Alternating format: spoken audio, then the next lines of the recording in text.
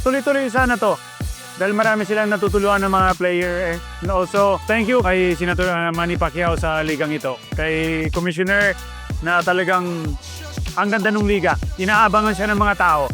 Very thankful ako na merong ligang ganito yung MPBL dahil kahit pa paano, naglaro din ako dito. Kami lumalaki ng lumalaki.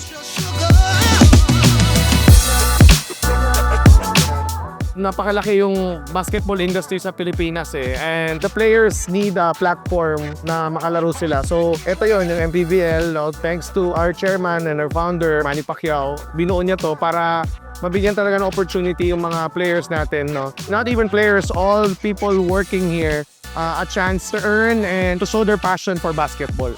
Grabe yung potential ng MPBL. The sky's the limit for the league.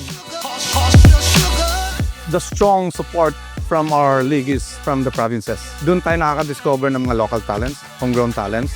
And most of these players that we have right now, hindi galing sa mga big universities. Some came from barangay level, local talents.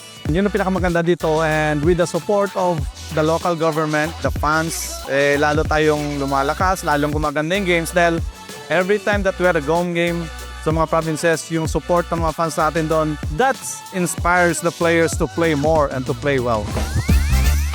Sa growth ng NPBL, napakalaki ng potential, no? It started po with a few teams lang. Parang 8 year lang yata. I think it's something now, nasa 30 teams na.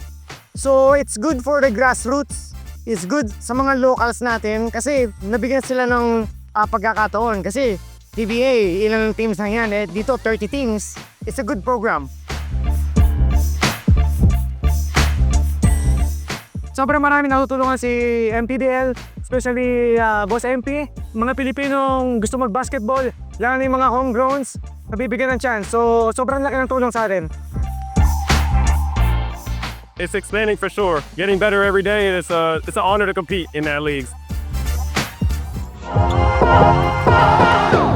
Yung fans naman ng MPBL, hindi lang naman sinusuportahan nila yung lugar nila, yung buong MPBL. Sobrang saya. Thankful kami sa mga fans kasi kung hindi dahil sa kanila, hindi mabubuo itong mga ligang to. Kami mga player kumukuha kami ng mga lakas ng loob sa mga fans. Kahit na sabi mo mga haters yan or kahit binubukan, maraming salamat doon dahil isa sila sa mga nanonood sa mga ligang ito. Yung growth ng liga, sana eventually mas lalo pang gumanda. Teams namin city-based so mas maraming diehard fans lalo na sa mga provinces. Sobrang grateful talaga namin na merong MPBL.